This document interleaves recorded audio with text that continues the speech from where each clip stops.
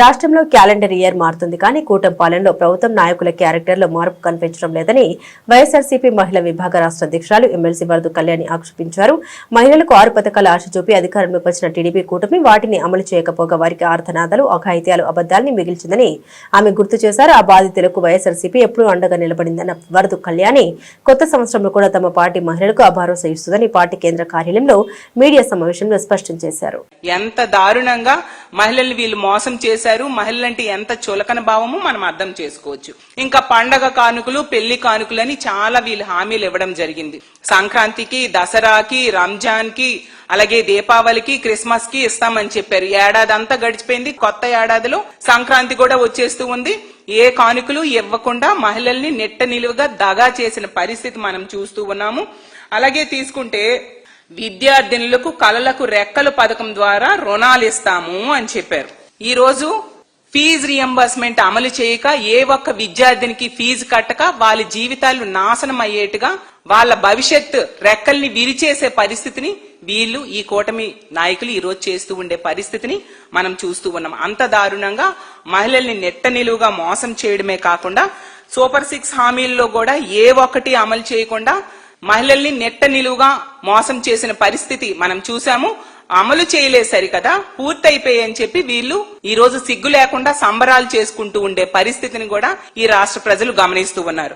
ప్రతి పిల్లాడి తల్లికి వందనం మొదటి ఏడాది ఎగ్గొట్టమే కాకుండా 2వ ఏడాది 2000 కోత విధించడం జరిగింది. అంటే వీళ్ళు ఇచ్చింది 13,000, ఎగ్గొట్టింది 17,000 తల్లికి వందనం ద్వారా.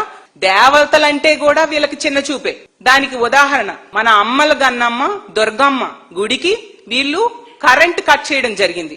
అంటే ఎంత దారుణంగా అమ్మవారిని వీళ్ళు అవమానించారు. ఈ రాష్ట్రంలో ఉన్న ఏ మహిళలకు కూడా ఏమీ మేలు జరగలేదు గాని 3 మహిళలకు మాత్రం బాగా మేలు జరిగింది. ముగ్గురు మహిళలకు మాత్రం మేలు జరిగింది. వాళ్ళెవరు అంటే 3 మహిళా మంత్రులు, అనిత గారు, సవిత గారు, సంధ్యారాణి గారు. వీళ్ళకి ఇచ్చిన ఒకే శాఖ, పేరుకే 3 శాఖలు గాని వీళ్ళకు ఒక శాఖే ఇచ్చారు చంద్రబాబు నాయుడు గారు. ఏంటంటే మా జగనన్నని తిట్టడం. 2026వ సంవత్సరంలో ఇలాంటి మహిళల మీద అఘాయిత్యాలు, దాడులు ఏవైనా జరిగితే ఖచ్చితంగా వాళ్ళకి అండగా మా వైఎస్ఆర్ కాంగ్రెస్ పార్టీ నిలుస్తుందని తెలియజేస్తూ ఉన్నాను.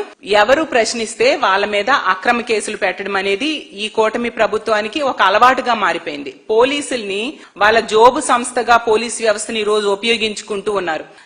వాళ్ళు తప్పు జరిగిందని భక్తులు వీడియో తీసి సోషల్ మీడియాలో పోస్ట్ చేశారు. అప్పుడు తప్పుని సరిదిద్దుకోవాల్సింది పోయి ఈ రోజు వాళ్ళ మీదే తిరిగి అక్రమ కేసులు పెట్టి బాధితులనే జైల్లో పెట్టడానికి వీళ్ళు ప్రయత్నిస్తూ ఉన్నారంటే ఎంత దారుణంగా వీళ్ళు దిగజారిపోయారు. రెడ్ బుక్ రాజ్యాంగం ఏ విధంగా అమలు చేస్తూ ఉన్నారు అనే దానికి ఉదాహరణగా వీళ్ళు నిలబడుతూ ఉన్నారు.